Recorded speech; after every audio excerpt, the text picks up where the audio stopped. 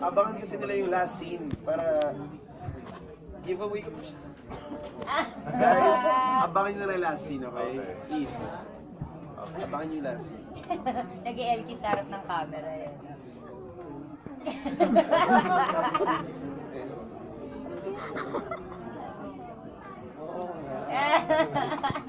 Basta abangan nyo yung last scene. Ano yaman? Hindi, basta abangan nyo yung last scene, guys. Yun ang pinaka-importante. May line doon na sasagot sa lahat. Yun. Ganon. Ganon. Ganon po yun. Ganon po yun. That's how you do it. Matututulit to na joke. Speaking of, you said that, ang dad niya, plans for Father's Day, malapit na. Oh, well, syempre we're gonna visit my dad as usual sa place niya. And, ayun. Yeah. And I did this movie also for my dad. Kasi actually yung characters namin dito, in a way, was integrated sa kind of personal life namin.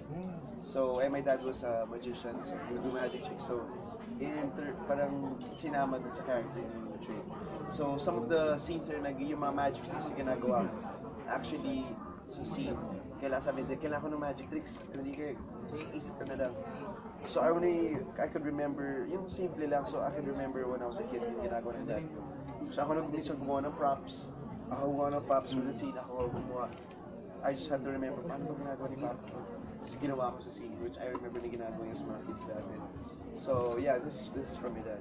Okay. Oh, like, Sure, pag nakita naman ko yun.